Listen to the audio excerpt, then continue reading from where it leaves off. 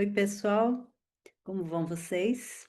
Hoje nós vamos falar sobre os consensos e controvérsias na superdotação. Então, bem-vindos ao mundo brilhante das altas habilidades e superdotação. Eu queria compartilhar com vocês, eu fui recentemente chamada para escrever um artigo. Era sobre o que é superdotação, conceitos, terminologias, o contexto das altas habilidades no Brasil. Aí eu pensei, super fácil, né? Basta definir os conceitos principais. Por exemplo, o que que é inteligência? O que que são as altas habilidades? Que terminologia usamos na área? Quais as características que facilmente são observadas nas crianças, nos jovens, nos adultos, né? Mas, como na superdotação nada é simples, a gente gosta de brincar assim, né? Se podemos complicar, porque vamos simplificar. E eu percebi que não ia ser muito fácil, porque simplesmente não temos consenso na área sobre esses temas, inteligência, a própria superdotação, as terminologias. E, além de ser uma divergência conceitual entre os teóricos, a própria noção de altas habilidades implica em reconhecer os aspectos heterogêneos desse grupo, porque aquilo que serve para um grupo muitas vezes não tem relevância prática para outro grupo. Então, eu vou tentar trazer aqui um pouco dessas minhas reflexões sobre a superdotação, que talvez possa esclarecer um pouquinho mais esse conceito, também trazer o meu posicionamento e deixar um recadinho aqui para vocês no mês de agosto, né? Porque comemoramos o Dia Mundial da Superdotação no dia 10 e muitas pessoas, muitos grupos. eh, Também comemoram não só o dia, mas o mês, né, da superdotação, né, durante o mês de agosto. E como pesquisadora desse tema há mais de 30 anos, enquanto docente do Instituto de Psicologia da Universidade de Brasília, como especialista em altas habilidades, né, um título que recebi pelo Rizzoli Center na Universidade de Connecticut, e também como presidente do Instituto Virgolim para as Altas Habilidades e Superdotação. Então, eu não poderia deixar de dar minha contribuição nessa data tão importante para nós, né? E vou começar falando um pouquinho sobre o conceito de inteligência e, assim, essa jornada para compreender a superdotação é permeada de muitos debates sobre a natureza da inteligência, a sua medição e também as suas manifestações. Então, se a gente olhar assim, em termos históricos, não tem um consenso universal sobre o que constitui a inteligência. A gente pode vir desde os filósofos, como Platão, Aristóteles, onde a inteligência estava associada à sabedoria e ao julgamento. E sabemos que foi com o psicólogo francês Binet, né, responsável pelo primeiro teste que se propunha medir esse conceito. Ele percebia a inteligência como capacidade de julgar bem, compreender bem e raciocinar bem. E a necessidade de se medir as funções mentais superiores, como o julgamento, o raciocínio, as habilidades intelectuais, propiciou uma ascensão da visão psicométrica, que, por sua vez, resultou no consciente de inteligência, ou QI. Esses temas eu tenho trabalhado há muito tempo. Se vocês tiverem curiosidade, tem um capítulo escrito no livro Altas Habilidades, Superdotação, Inteligência e Criatividade, da editora Papiros. E aqui a gente vê que a definição no campo psicométrico vê a inteligência como uma capacidade mental única, geral e mensurável. Por isso mesmo, essa capacidade influencia o desempenho em praticamente todas as áreas cognitivas. Então, a ideia é de que existe um fator chamado fator G, geral, né, que é responsável pelas nossas habilidades cognitivas e também pela capacidade da pessoa perceber padrões e fazer conexões entre elementos distintos, né? Isso colocado a grosso modo. Mas isso deixa uma lacuna enorme, porque então onde entraria a nossa capacidade de imaginar, de sonhar, de criar, de pensar além do que nos foi ensinado, porque essa definição de inteligência não abarca a criatividade. Então, fica muito claro que esses primeiros testes de inteligência foram criados para medir esse construto, mas não conseguem medir toda a extensão da inteligência humana. Então, no desenvolvimento, ali no século XX ainda, surgiram outras teorias para argumentar que a inteligência é um construto muito mais amplo e multifacetado. Então, por exemplo, Gardner, né, na Universidade de Harvard, propõe um rompimento radical com essa inteligência única, com essa ideia de inteligência única. Então, ele propõe a teoria das inteligências múltiplas, onde várias inteligências independentes, né? Linguística, lógico-matemática, espacial, musical, corporal sinestésica, interpessoal, intrapessoal, naturalística, elas podem sim interconectar para um melhor desempenho na área. Então, ele propõe que são aspectos diferentes da nossa inteligência, que para serem medidos, então, nós teríamos que fazer testes específicos para cada uma dessas áreas, e que não existiria ainda um teste único capaz de medir todas essas áreas. Mas o ponto crucial aqui para o Gardner é que para a pessoa se destacar muito num determinado domínio, por exemplo, o domínio musical, ele pode ter dificuldades em outros domínios, por exemplo, no lógico-matemático. E ambos os domínios refletem formas válidas de inteligência. Então, às vezes, a gente tem uma definição que não pode, né, abarcar todos esses amplos fatores que, como Gardner coloca. O Sternberg, né, também é muito debatida a sua teoria da inteligência bem-sucedida ou inteligência para o sucesso, né, Successful Intelligence, que ele chama, propõe um meio termo. Ele concorda que o QI tradicional é limitado e foca em três tipos de inteligência, mas que juntas levam ao sucesso na vida. Então, Stenberg trata da inteligência analítica, que é resolver problemas acadêmicos, é uma boa medida, né, de QI, ela é adequadamente medida pelo QI. Tem a criativa, que é lidar com novas situações, pensar fora da caixa, e ele então traz a inteligência prática, que é aquela capacidade de adaptar-se a um ambiente. Ele chama de inteligência da rua, né? Aquela inteligência que nós muitas vezes chamamos de bom senso também. Então, a ênfase aqui está no uso da inteligência para atingir metas pessoais. O que que seria então sucesso para cada um de nós?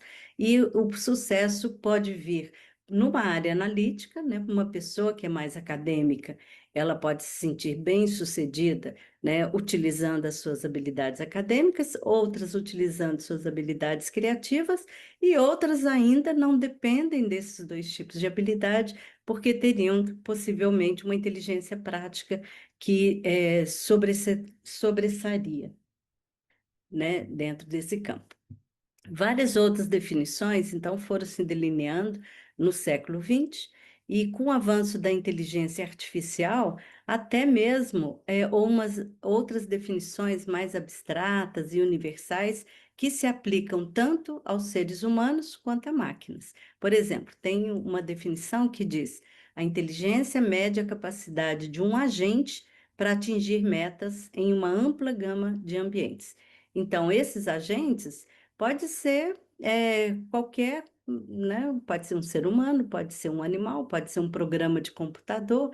Então, é uma definição mais matemática e geral, e aqui não tem nenhum traço de biologia ou de cultura dentro dessa definição. A ideia é que a inteligência é simplesmente uma medida do desempenho e da versatilidade. Por exemplo, um sistema que joga xadrez muito bem, mas não consegue fazer mais nada, não é muito inteligente sob essa ótica, mas um sistema que aprende a dominar o xadrez, a um pôquer em um nível profissional, por exemplo, a navegar no mundo real, é por essa definição mais inteligente. Então, como se pode ver, né, a pergunta que eu fiz ali no início, o que que é inteligência, pode levar a caminhos drasticamente diferentes. Então, alguns vão vê-la como uma capacidade única e inata, medida por um número único, como QI, né, que pode ser reduzida, né, a esse QI, e outros como um conjunto de habilidades diversas, outros como um processo de adaptação ao meio e ainda como uma medida abstrata de desempenho. Essa diversidade de visões é que torna o campo tão fascinante e tão controverso. Tão fascinante porque a inteligência está no cerne do que significa um ser humano bem-sucedido em qualquer domínio. A busca pela sua definição é, em essência, uma busca para o nosso entendimento, né? Então, tentar definir inteligência nos força a fazer algumas perguntas fundamentais. O que separa o pensamento humano do animal? O que nos permite criar arte, desenvolver a ciência ou ter consciência? Então, a diversidade de definições mostra que ser inteligente não é uma coisa só, mas é um mosaico de capacidades que nós vamos usar para navegar no mundo, né? Então, como não há um único dono desse conceito, ele se torna um ponto de encontro de várias áreas do conhecimento. Então, a psicologia tenta medi-la e entender suas manifestações no comportamento. A neurociência busca as bases biológicas do cérebro, né? Então, o modelo PFIT, por exemplo, que mostra exatamente onde a inteligência pode ser percebida no funcionamento do cérebro. A ciência da computação, como eu falei, tenta recriá-la em máquinas, né? Então, hoje a gente está vendo a inteligência artificial dominando, né, dentro dessa área. A genética está interessada em investigar a herdabilidade. A sociologia e a antropologia vão estudar diferentes culturas que valorizam e definem tipos diferentes de inteligência. Então, é esse diálogo constante entre áreas que enriquece o nosso debate e impede que uma única visão limitada se torne dominante. Então, é interessante, na minha opinião, a gente ter essa diversidade, sim, de opiniões. As implicações práticas são imensas, porque a maneira que a gente define a inteligência também molda o mundo. Por exemplo, se a gente vê a inteligência como Gardner, né, fala, as múltiplas inteligências, a gente muda a forma como a educação é estruturada, né? Tanto que o projeto Zero do Gardner na Universidade de Harvard, ele trabalha um ano inteiro com as crianças em várias áreas de inteligência, né? Propiciando a criança a trabalhar as áreas onde ela tem mais domínio e a escolher, né, aquelas da sua preferência. E se a gente entende, então, a inteligência como o Stenberg, né, essa inteligência para o sucesso, a gente pode, por exemplo, alterar até o processo de seleção das pessoas para valorizar a criatividade, o bom senso prático e não apenas o desempenho acadêmico. Então, essa diversidade de teorias oferece um leque de ferramentas para resolver problemas práticos. E a controvérsia, né, nasce porque, ao contrário de um debate que é puramente acadêmico, por exemplo, um conceito físico, natureza de um buraco negro, né, a forma com que definimos e medimos a inteligência tem consequências diretas e profundas na vida das pessoas. Mas a medição traz a rotulação, e essa é uma controvérsia clássica. Testes como o de QI, baseados numa visão mais unitária e analítica da inteligência, o fator G, como eu estava falando, foram historicamente usados para justificar discriminação, eugenia, para limitar o acesso a certos grupos à educação e também às oportunidades. Então, reflita comigo: um teste pode realmente capturar a totalidade do potencial de uma pessoa? Um resultado de um teste pode ser usado para selar o destino de alguém? Então, a gente tem que perceber a responsabilidade que nós temos ao utilizar o teste também como uma única definição de inteligência, né? O QI. Há consequências sociais e políticas também. As definições de inteligência não são neutras, elas carregam vieses culturais.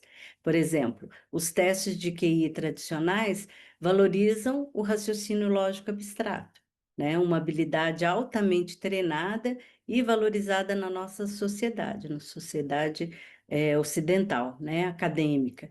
Isso pode colocar indivíduos de outras culturas que valorizam mais, digamos, a inteligência social, a sabedoria prática, a criatividade coletiva, em desvantagem, né? Porque há uma hierarquia. A gente vê até mesmo dentro da nossa sociedade como a hierarquia vai, no sentido de trazer no topo, ciências, a matemática, por exemplo, e aí vão as outras disciplinas ou as outras áreas vão decrescendo, né? Deixando, por exemplo, arte, música, né? Lá embaixo, no topo dessa hierarquia. Então, a controvérsia aqui é sobre poder. Quem é que decide que ser inteligente, né, é o quê? Quais são os critérios para ser inteligente? Então, isso está muito enviesado pela cultura que nós estamos e pelos fatores que a gente considera mais importantes dentro dessa cultura. E traz um risco, claro, de reducionismo, porque a tentativa de encontrar uma base puramente biológica, por exemplo, como alguns modelos da neurociência, ou modelo computacional para a inteligência, é controverso. A gente vê na literatura que há uma argumentação para reduzir a inteligência à eficiência neural, ou a um algoritmo que ignora qualidades humanas essenciais como a sabedoria, a ética, a consciência, a intuição. E outra polêmica é, ao encontrar a fórmula da inteligência, não estaríamos perdendo a sua essência? Então, eu trago essas considerações aqui para entender esse cenário, né? Que o estudo da inteligência é uma jornada épica, multidisciplinar, para tentar decifrar o potencial humano. Ao mesmo tempo, é um estudo controverso, porque os mapas que a gente cria para essa jornada têm o poder, sim, de abrir portas para alguns e fechá-las para as outras, moldando, né, a nossa sociedade.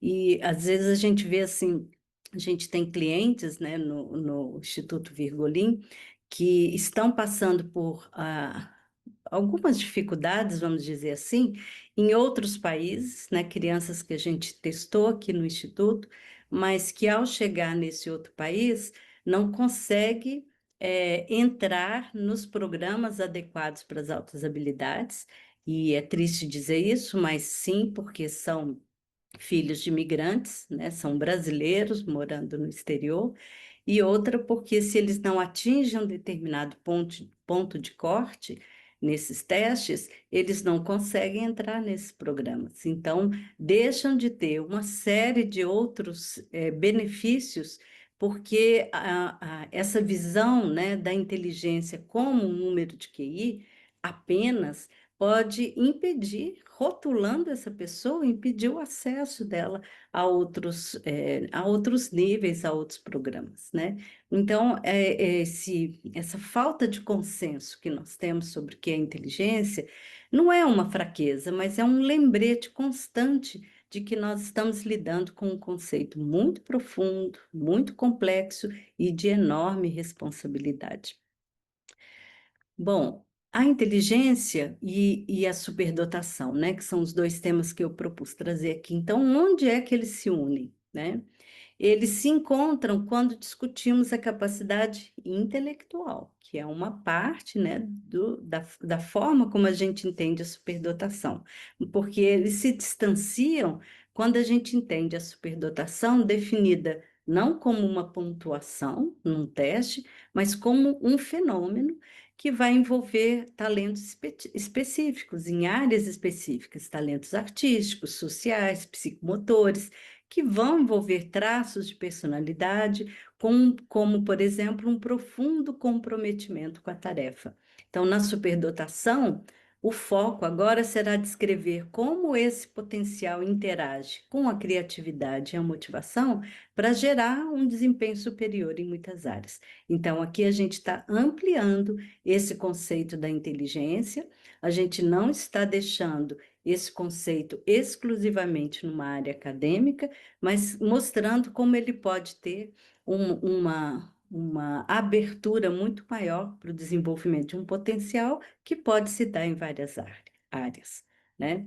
Então, aqui a teoria, ou seja, como você define a inteligência superdotação, tem que se alinhar, no meu entender, de uma forma consistente com a prática, porque se a sua definição de superdotação está atrelada ao TI, ao QI, então sim, faz sentido um programa oferecido só para aquelas pessoas que demonstram um QI superior, né? E aí vamos discutir o que é esse QI superior, se um ponto de corte é 120 com 98 de percentil, se o ponto de 95 de percentil, se o ponto de corte é 130 com 98 de percentil ou além disso. Mas se você entende a inteligência como multifacetada, composta de muitos fatores, então o programa que vai ser oferecido deve contemplar essas múltiplas formas como esse potencial pode ser favorecido e desenvolvido, né? E não apenas na área acadêmica. Então, aqui eu estou falando de uma questão de consistência, né? De teoria e prática. Então, quando a gente vê assim, pela definição, a definição brasileira, eu gosto muito da de 2008, que traz assim: o aluno com altas habilidades ou superdotação é aquele que demonstra potencial elevado, né? Então, ela já nem fala mais em desempenho, como as definições anteriores, potencial elevado em qualquer uma das seguintes áreas, isoladas ou combinadas. Intelectual, né? Então, aí é uma área, né? Intelectual e acadêmica, a liderança, a psicomotricidade e as artes. E também apresentam elevada criatividade, grande envolvimento na aprendizagem e realização de tarefas em áreas de seu interesse. Então, essa definição, ela é bastante influenciada pelo modelo dos três anéis do Renzulli, né, que considera a superdotação como a confluência de três anéis, né? Ele faz um diagrama para mostrar conceitualmente essa definição, onde está a habilidade acima da média, que ele diz que não precisa ser muito acima da média, uma habilidade superior, basta se destacar, né, do grupo típico ou médio, a criatividade e o compromisso com a tarefa. Então, apesar da definição legal ser essa, também quando a gente fala sobre altas habilidades, até a terminologia tem a sua ambivalência, né? Porque, por um lado, o termo superdotado pode evocar a ideia de algo assim muito além do comum, alguma coisa dada por Deus, sugerindo uma condição inata e imutável. Então, essa é a perspectiva que historicamente, né, vem sendo trazida e que a gente quer ir para um outro patamar, né? Então, a gente deixa essa definição de condição inata e imutável para entender que a superdotação também é expressa por aquilo que a gente aprende, né, na nossa cultura, na nossa família, na escola, no contexto em que a gente vive.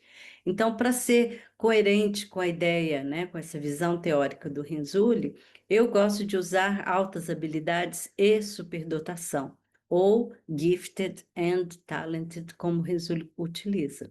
E essa abordagem reconhece que o fenômeno é único, mas composto por dois aspectos complementares.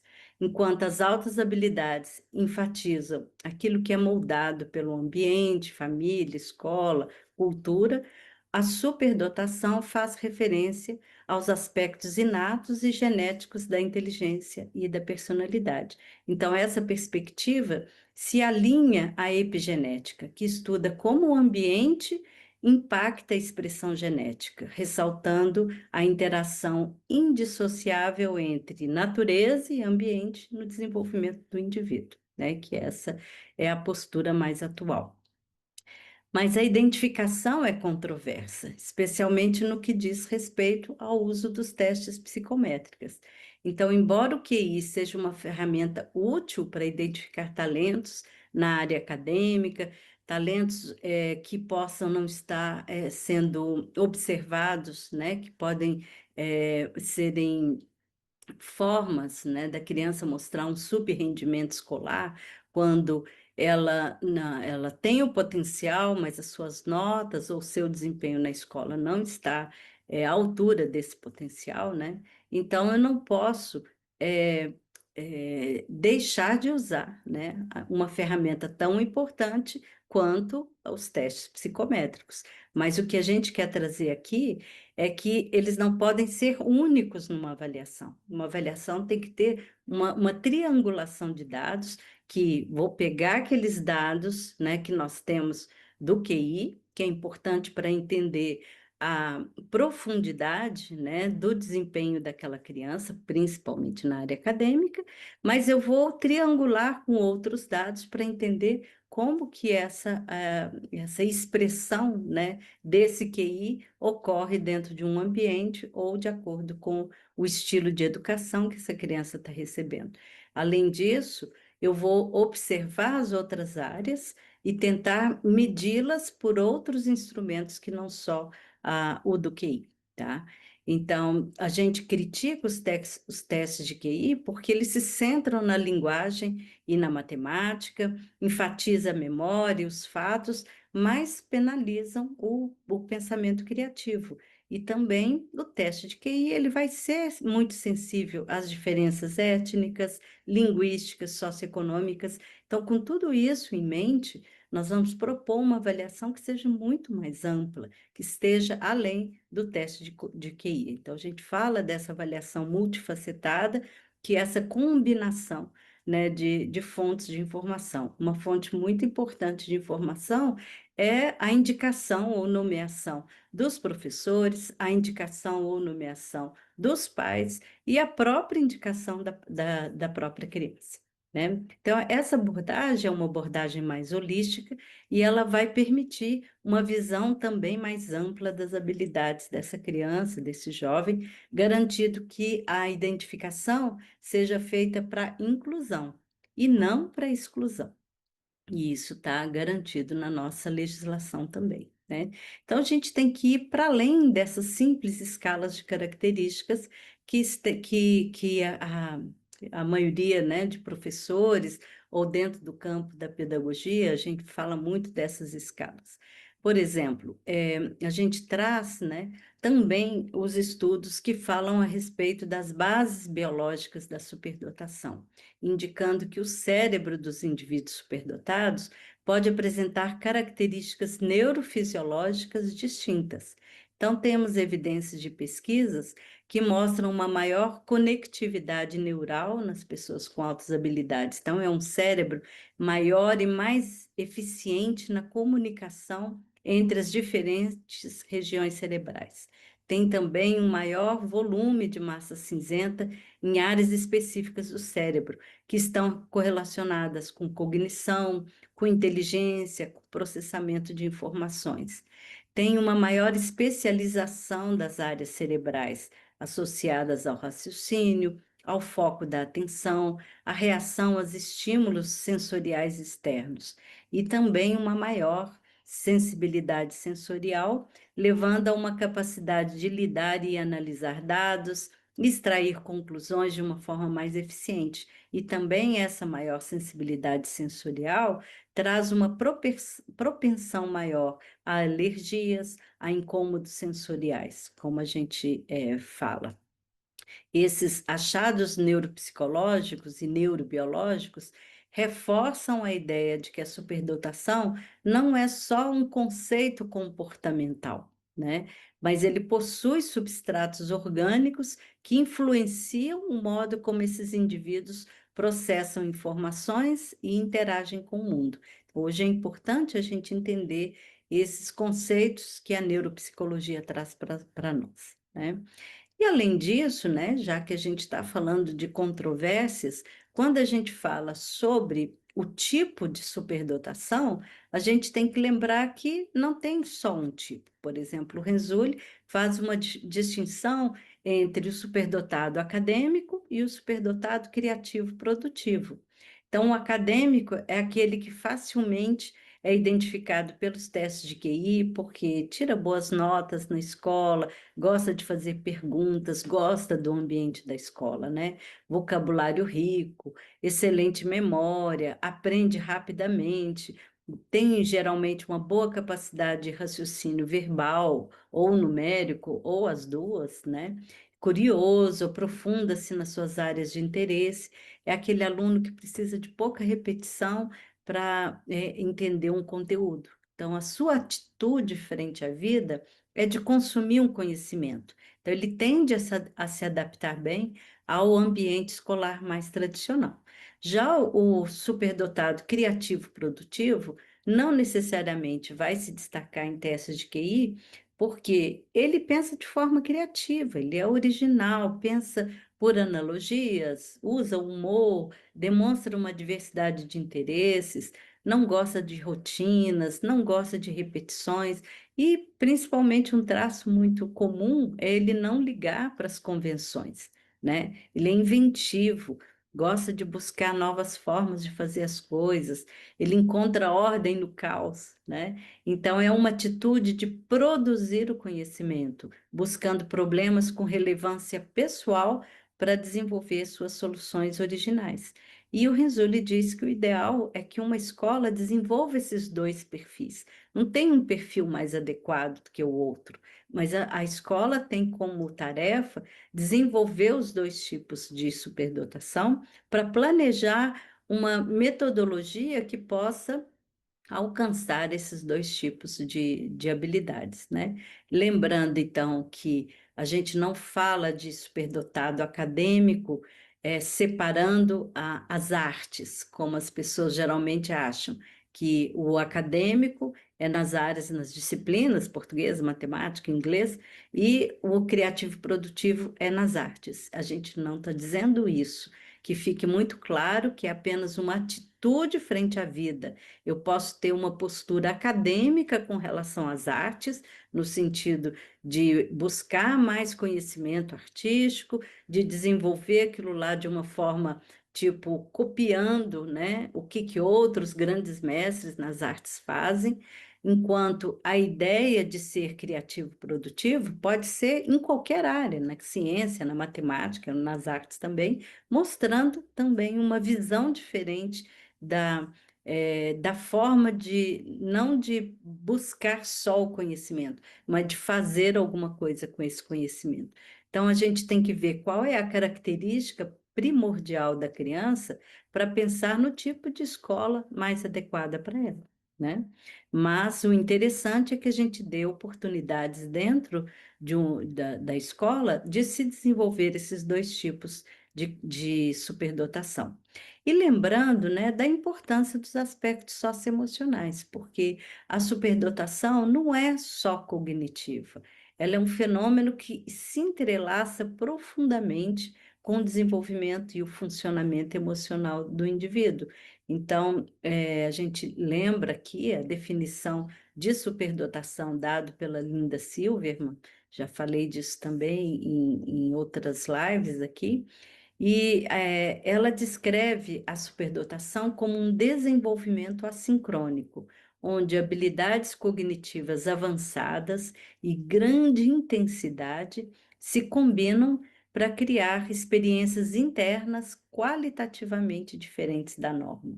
Então, essa sincronia muitas vezes leva a pessoa ao sentimento de não se encaixar, de ser diferente de seus pares cronológicos, gerando frustração, isolamento, desinteresse escolar.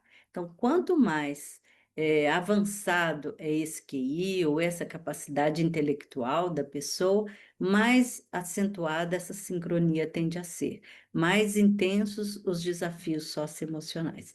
Então, é interessante a gente ver como as definições de superdotação também têm diferentes pontos de vista, né? Diferentes formas de se entender. Ao propor essa definição, a Linda Silverman queria trazer para a área a preocupação com as questões socioemocionais que estavam sendo deixadas de lado, e por isso ela traz como um desenvolvimento assincrônico. E os desafios que vêm dessa sincronia, né? Por exemplo, isolamento social. Eles se sentem isolados pela falta de pares que compreendam essa profundidade do desenvolvimento de cada um. Ele tem interesse, muitas vezes, e ritmos de pensamento distintos da população típica. Então, isso traz um isolamento social. Não que ele não queira ou que ele não dê conta, né? Que o problema aqui nas altas habilidades é diferente.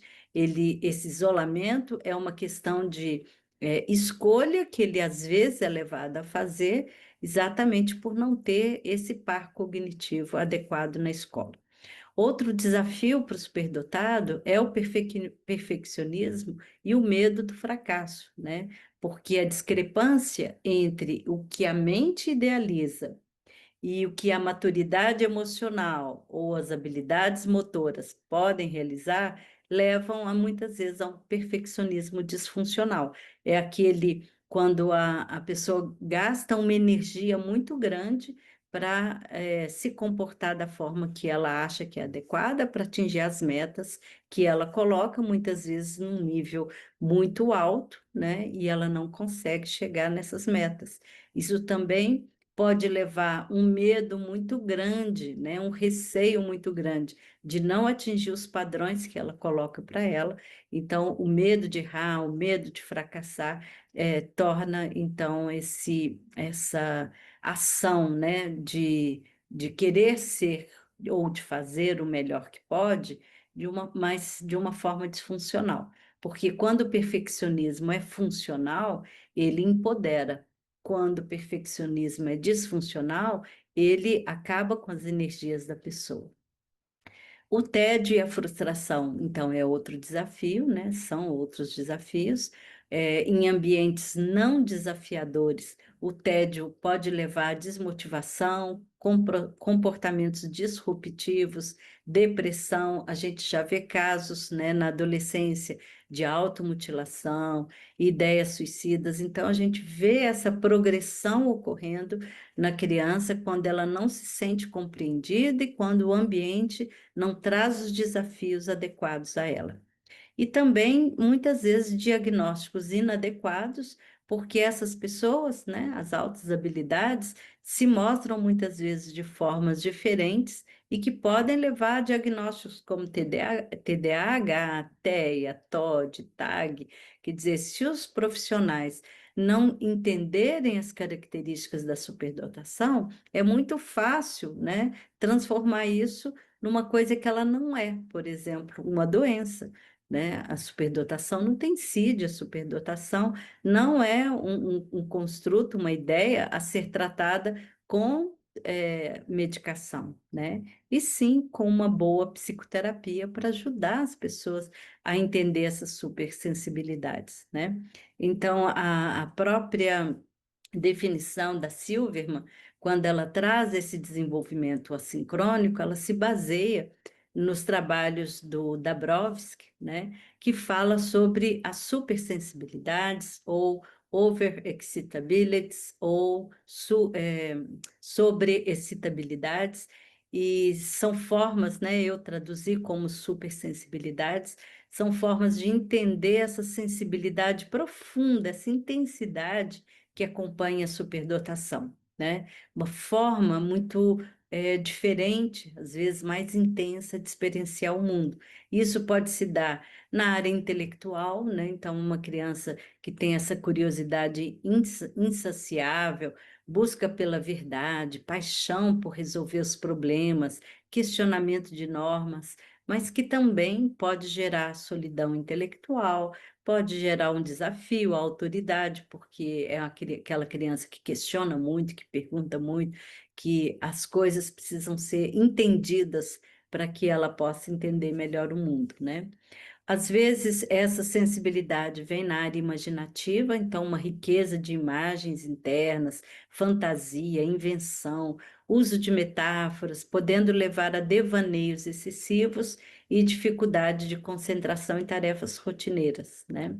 E a psicomotora, que é esse excesso de energia que vem desse pensamento, que é muito rápido, esse cérebro que é mais econômico, que é mais ativo, né? A criança joga para o corpo. E esse excesso de energia, de inquietação, se traduz muitas vezes por uma compulsão pela ação, que pode ser muitas vezes confundido com o TDAH, que muitas vezes acontece nas altas habilidades. Tem a área emocional, então os sentimentos são intensificados, né? Tanto os positivos quanto os negativos estão em extremos, né?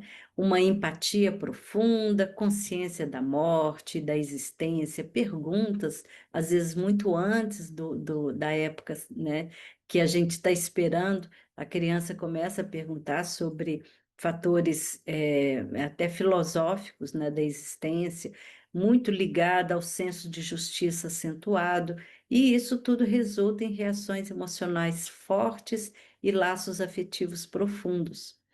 E, por fim, a supersensibilidade também se expressa pela sua forma sensorial, essa sensibilidade aguçada dos cinco sentidos, levando muitas vezes a uma necessidade de harmonia, de estética, mas também de aversão a certos tipos de texturas, de sons, de cheiros, de luzes específicas, de alimentos, etc., que muitas vezes é confundido com TEA, né, por causa dessa sensibilidade que também é comum em alguns transtornos.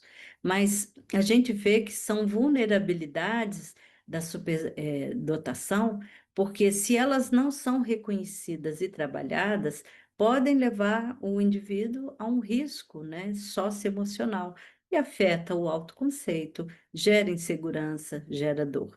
Então, todo esse lado brilhante da superdotação, muitas vezes fica obscurecido em função da dificuldade do ambiente de aceitar, de trabalhar esses talentos, né? E principalmente de validar os potenciais. Então, vemos assim, né, na nossa ou na minha concepção, a superdotação não é um traço físico, mas ele envolve comportamentos que se desenvolvem em um contínuo de habilidades. Então, você tem desde habilidades mais baixas, aquelas habilidades que estão ali como sementinha, né? Um potencial latente, aí vem um trabalho a ser feito com ela para que essa habilidade emerja, né? Venha como uma sementinha que está brotando ali, e finalmente com um trabalho específico, né? A gente fala muito da importância do AEE, do atendimento escolar específico, no caso, né, das altas habilidades, que vai fazer com que essas habilidades floresçam e se tornem, esse potencial, né, se torne um desempenho que todo mundo possa observar.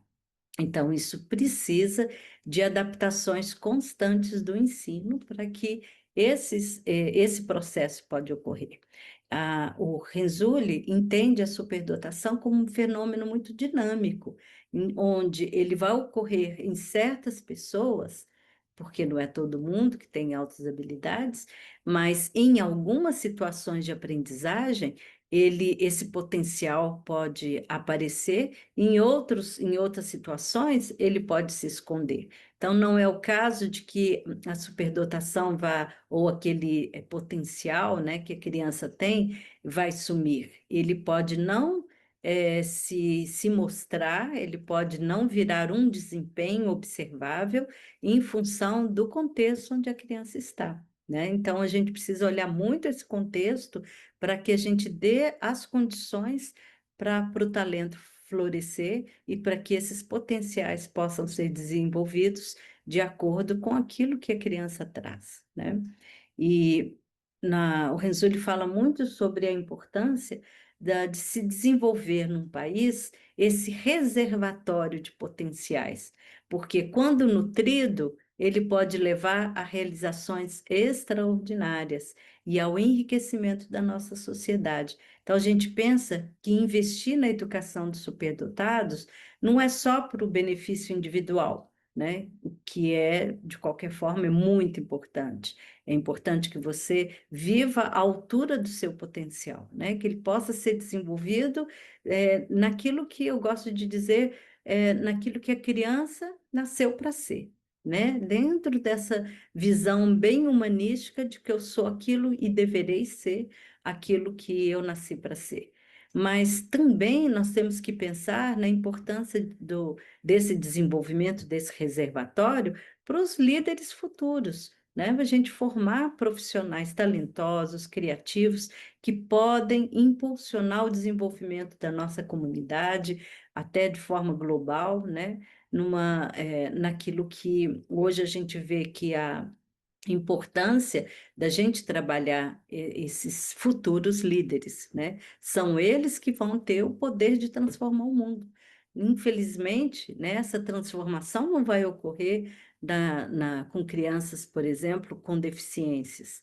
Embora todo o nosso trabalho, né, deva ser feito para trazer o potencial de todas as crianças, não podemos esquecer que os superdotados são aqueles que vão realmente modificar a nossa sociedade, e isso tem que ser observado como um plus, né? É fundamental que a gente entenda melhor a superdotação, até para tirar os mitos que são muito recorrentes. Muita gente ainda pensa, para ser superdotado tem que tirar nota boa em tudo, ele não é superdotado porque na escola ele não vai bem. Então, a gente falou desses perfis, né, do criativo produtivo, do acadêmico, e claro que uma pessoa não precisa se destacar em todas as áreas, ele pode até apresentar um subrendimento escolar, ele pode apresentar uma dupla condição, uma dislexia, né, um transtorno de neurodesenvolvimento junto com as altas habilidades. Então, eu tenho que entender a superdotação como um perfil amplo, né? Muitas vezes a gente escuta também que os superdotados não precisam de apoio, pode deixar que eles vão sozinhos. E, pelo contrário, eles necessitam muito de um ambiente de apoio na escola, na família, de carinho, de atenção, né, às suas necessidades, específicas, para que eles possam desenvolver todo o seu potencial. E também muita gente acha que está atrelado aos superdotados os problemas socioemocionais. Também, né, embora a gente fale de assincronia, de supersensibilidades que podem gerar essas vulnerabilidades, eles não são inerentes à superdotação. Muito mais inerente é a dificuldade do externo de aceitar aquela pessoa que não se encaixa dentro daquilo que é médio, mediano ou típico, né? Então, essa discrepância entre o desenvolvimento da criança, as expectativas que se tem desse desenvolvimento, e o que ela é permitida chegar, onde ela é permitida chegar, que muitas vezes traz essa dificuldade, né? A criança quer ir num ritmo e, às vezes, o ambiente que ela está não permite que ela vá nesse ritmo. E então, eu quero finalizar com esse tipo de reflexão: o que que os superdotados realmente precisam, né? É essencial fornecer um ambiente, gente, não só que tolere as altas habilidades, mas que celebre a sua singularidade. Eles são singulares, eles precisam de estimulação na área de interesse, oportunidades para aprofundar nos temas que motivam, que façam os olhinhos brilharem, com atividades desafiadoras que vão exigir maior esforço mental. Então, várias pesquisas que mostram que os superdotados funcionam melhor quando há esse desafio mental, né? Eles precisam de estar engajados, né? De perceber, né, que ele tem um entusiasmo, um compromisso com a tarefa dentro da área de interesse, mas que eles possam, que eles sejam permitidos explorar e produzir esse conhecimento. Eles precisam de um ambiente acolhedor, onde a imaginação pode ser aceita, exercitada, incentivando o pensamento divergente, a originalidade. Eles precisam do apoio da família e da escola. Então, essa parceria entre pais e educadores é muito importante para validar os talentos, oferecer um ensino mais personalizado, prevenir ou redirecionar as dificuldades que eles possam ter nesses ambientes. Superdotados precisam de oportunidades, acesso a programas de enriquecimento que permitam a interação com pares intelectuais, o desenvolvimento de habilidades de enfrentamento para lidar com essa intensidade emocional que se apresenta. Quando eu criei o Instituto Virgulim, a ideia foi exatamente essa de dar oportunidades. E a gente sempre fala, inspire-se com o que o Instituto está fazendo, porque o interesse nosso é de fazer com que mais pessoas tenham acesso a programas de enriquecimento. Então, aqui a gente traz um modelo para inspirar outras pessoas a fazerem dessa forma também. Os superdotados precisam ser ouvidos, precisam ser respeitados, reconhecer suas potencialidades, os seus sentimentos. Eles precisam saber quais são os seus próprios potenciais, precisam desenvolver a identidade superdotada, que isso é muito importante. E eles precisam sentir que, às vezes, ter um lugar onde eles possam simplesmente compartilhar o que eles são, o que eles pensam, pode diminuir as ansiedades que vêm muitas vezes, o sentimento de ser diferente. Isso é muito importante para eles. Então, o nosso caso, né, no Instituto, é focalizar na identificação adequada, né, e permitindo que a gente entenda essa inteligência de forma ampla, identificando fatores de forma múltipla, multifacetada, acolher, estimular crianças e adolescentes com altas habilidades, oferecer suporte pedagógico, suporte psicológico, para que eles alcancem a sua autorrealização e também o Instituto quer atuar, né, como uma ponte entre a criança, a escola, a família e a sociedade, de forma que exista, né, um local onde a criança, o jovem entenda que ali ele vai ser aceito, entendido e desenvolvido em suas potencialidades. Então, para mim, é imperativo desmistificar a superdotação, reconhecendo que os indivíduos com altas habilidades, apesar do seu potencial, necessitam de suporte contínuo para lidar com os desafios socioemocionais e alcançar a sua plena realização. Então, essa identificação deve ser um processo inclusivo e multifacetado, e a educação deve focar no enriquecimento, na validação de talentos e na criação de ambientes que celebrem a singularidade. Ao investir na compreensão e no desenvolvimento dos superdotados, a sociedade não apenas promove o bem-estar individual, mas também nutre um valioso reservatório de mentes capazes de inovar e contribuir significativamente para o futuro. Então, celebrando o Dia e o Mês Internacional da Superdotação, eu quero dar meus parabéns a você, que é pai ou é mãe de uma criança superdotada, pelo compromisso de buscar entender não só o fenômeno da superdotação, mas as múltiplas formas de ajudar o seu filho a desenvolver o seu potencial. E parabéns também a você, que é profissional, que é professor, envolvido com a sua área na busca de conhecimento e de qualificação profissional. E parabéns a você, que é superdotado, que parou tudo hoje para estar aqui percorrendo a via do autoconhecimento. Que cada um de vocês continue a ser a faísca que acende o brilho da superdotação, que traga a paixão em realizar o seu potencial, provando que o maior talento de todos é a coragem de florescer. Então, feliz dias do superdotado.